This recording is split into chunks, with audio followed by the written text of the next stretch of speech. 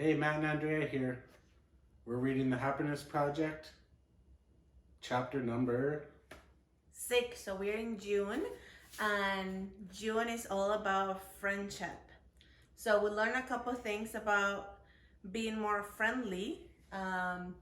It's a good reminder, anyway. So Matthew can tell us a little bit more um, what we need to do in the month of June to be happy, and it's about friendship. In the book, it was talking about trying to bring people together. So, with the warm weather, and of course, we've been in the pandemic kind of coming to, well, not an end, but things are easing up, anyways. We did a lemonade stand, and we were able to see some people that we hadn't seen in a long time. And I said, it was so simple. We had lemonade and we had popcorn, and just two easy things that that wasn't the main attraction. Like I said, the main thing was just getting to kind of interact with people again. So good memories for the kids, and we'll plan to do that a few more times in the summer. And it was awesome because we could actually see how other people were happy. So bringing happiness to others also bring happiness to ourselves. So we saw Matthew's grandmothers. So they both came along. One is 94 years old, and Nanny is about 81. 81. So I think they're between 93 and 81. They were very happy to see the children and to see everyone. Of course, I think children do bring happiness.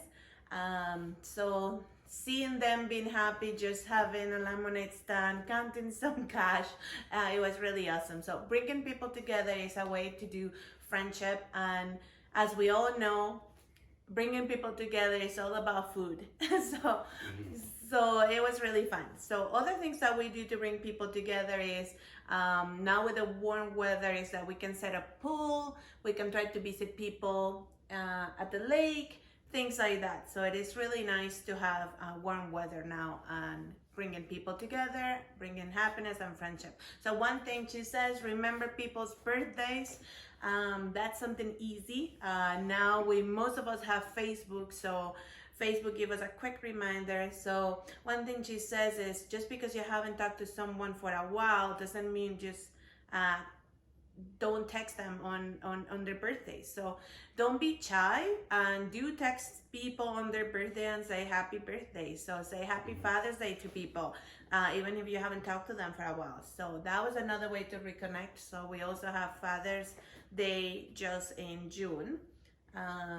So that was also good to touch people. Now, another thing is she says is to show up. So something simple.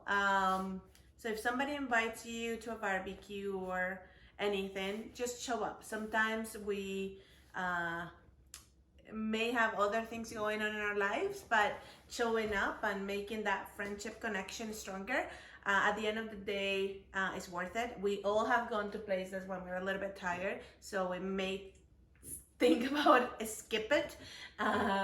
Matthew always says skip it, and I put let's just go. And at the end of the day, I think Matthew most times say, hey, thanks for pushing.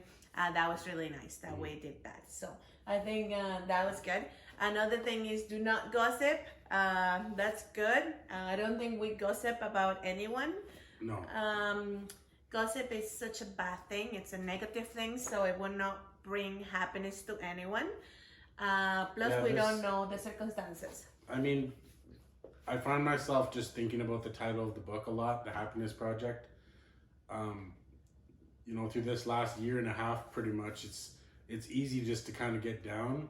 But, focusing on that, for example, we went to a birthday party, and this had been the first birthday we've been to in a long time. And it was kind of that energy. It was like a hotter day.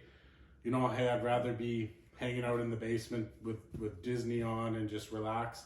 But we went, and it was like watching the kids interact with each other, and they had a little bouncy house, and just seeing some of those parents that we kind of all seem the same, but it was like just to check in and it was the same. Hey, how you doing? Oh, good.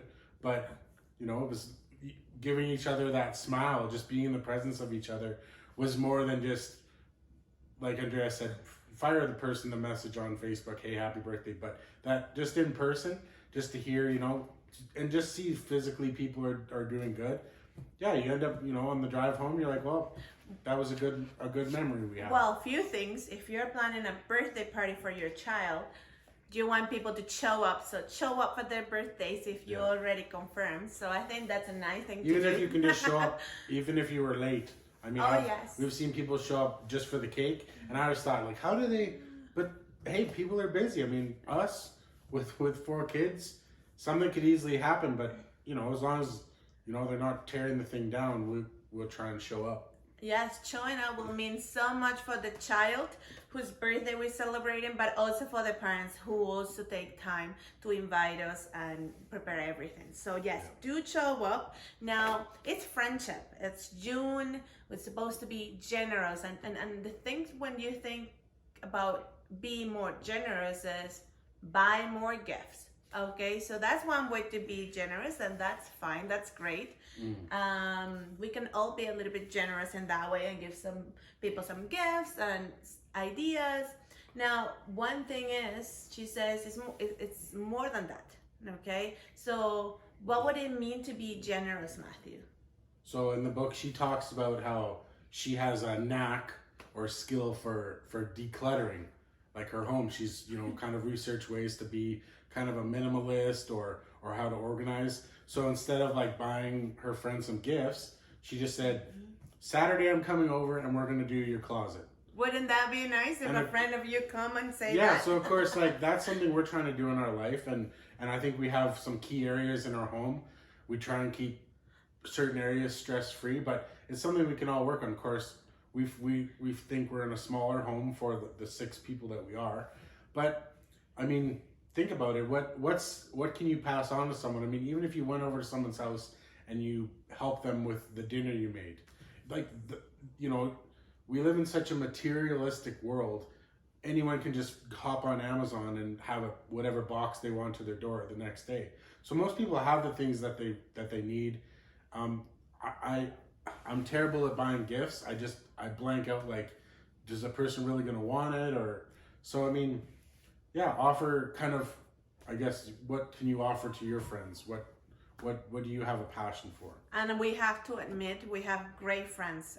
In fact, some of our friends have prep meals for us. Some of our friends have delivered meals from us for us. Some of our friends have come over and help us with our home duties. So thank you.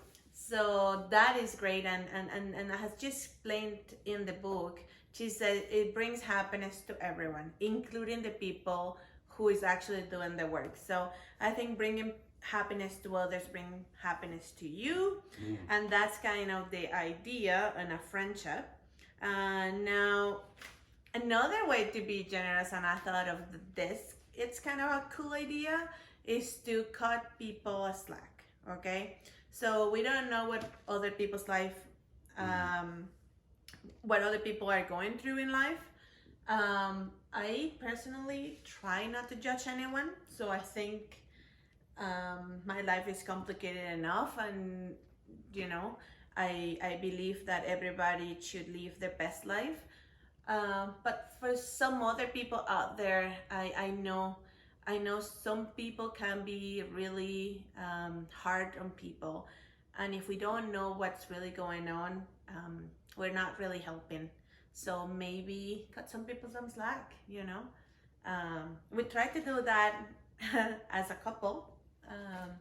It's hard sometimes, but we even have to implement that between us as couples. You know, we're also friends, so it's good to put that in practice. One thing that stood out to me, I was at Costco the other day, and I went to the self-checkout, and they have people at each checkout stand there just to assist. And the older gentleman that was working there, one interesting thing is with the mask, of course, you can't see anyone's mouth. So you can't see a smile. You can't see maybe if someone's like a grumpy face or whatever. So he just he started telling me about the previous customer he had, and he goes, yeah, the guy was, I couldn't tell what he was saying. And I said, well, even me, when there's the plexiglass and then a mask, it's kind of like almost, I can't hear it, right? So anyways, I had a little laugh with him and just passed on, have a great day. And that's kind of one thing is like, that was a simple gesture, but, maybe he went home and thought, oh, it was nice to talk to that young man or whatever. So I think this book, being more aware and cutting people slack too. I mean, when you're always in traffic and that one car wants to get in, you're like, no, you're not coming in. But at the same time, that happened to us in Costco like a few days back. Yeah. Yeah, it was a big camping truck or whatever. So anyway, it's tough. Like when you've been waiting in line for a long time and someone comes and up on the full thing, who knows, but I gotta admit, I'm not the most patient woman, so I'm not happy if people got in front of me. She's a good backseat driver. So anyways, so another thing to do is something, being generous to others, help them think big. And I think that is such a great thing to do. And sometimes you get that compliment saying, oh, you're a strong woman, you have children, you have a spouse, you have a house, you have a work, you have a job, you look happy and things like that. First of all, it's always a little bit hard, but we keep a positive attitude and just that you can do it. It could mean a lot for someone. Let's say your friend is starting a business, or she has an idea of a business, but she doesn't know whether it's going to be successful or not, as we all don't know that. However, just put in that extra bit, like, yes, you make excellent cakes. Why don't you sell them? Or, yes, you are an artist. Why don't you paint and sell? Why don't you do courses? I mean, sometimes people do need that extra push. And yeah, they can do great things. And if you can help a friend, if you can truly help a friend, that will bring happiness to everyone. So if you see somebody out there that needs a good compliment, just go and say it. Okay, go push people around to be better people. So basically that, think big and help others think big. Yeah, and one easy step is if you're just randomly thinking of, oh, I wonder how my friend was doing with this project. Instead of just thinking it, just right then, try and reach out to them. Even just a quick, how is this going? It'll mean a lot to them, and then you'll feel good just to hear the update. I mean, even if the answer is, well, I haven't done anything with it, at least then they'll go, well, hey, that was nice of Matt or Andrea to they're thinking about me. And more I've seen even some of my friends posting other people's business and asking people for support. So support local business, support your friends. I think that really helps them. It's a big thing in their life. People, when they have projects, they put a lot of effort into that and they put themselves out there. Believe it or not, it's not about not being afraid. It's about being afraid but still following your dreams, and you put yourself out there for good or bad. Some people will give you bad reviews. Some people will know that you're having a tough life, right, or a tough day. They still going to put something out there that you may not like. So now another thing we read about is making new friends, and I think that's one of the things that I love. I love making new friends. I actually love meeting new people. So what do we do when we meet new people? Do you have any good ideas of how we should be acting and how to make more friends? Well, to be honest, it's tough to think of now because, of course, we haven't been interacting with many outside people. But I think you try and find a common ground. So, of course, our kids, if you went to a party and there was someone new there, you can easily talk about, oh, well, how old is your kid or what do they like doing? So try and find a common ground and I guess try not to be shy.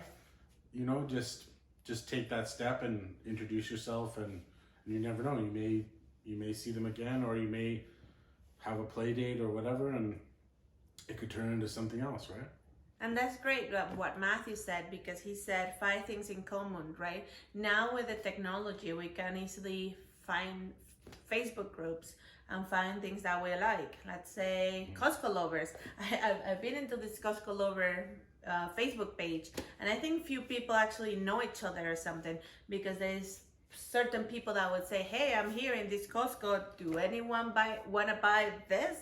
I'm in the line. I can bring it home, and you can come to my home and pick it up. And you know, and you may think, oh, well, that's weird.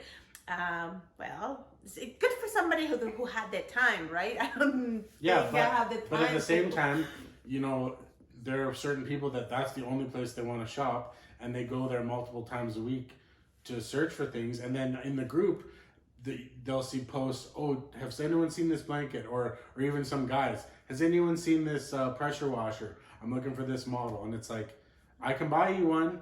Like, let me know. You can come to my house. So that's one way to make friends. Okay, so we just have a long chat about making friends, friendship, and happiness. So when you're in a situation to make new friends, we have few tips from the book to help us achieve our goal. Yeah, these are a few good ideas. Smile more frequently. Actively invite others in to join a conversation. Create a positive mood. Open a conversation. Try to look accessible and warm. Show a vulnerable side and laugh at yourself. Show a readiness to be pleased. Follow others' conversational leads. And ask questions. Excellent. So there you go. You got some tips there. We hope you enjoyed this video. Follow up in our social media and make sure you make some good questions for us and we can be friends. Thank you. Bye. Thanks a lot.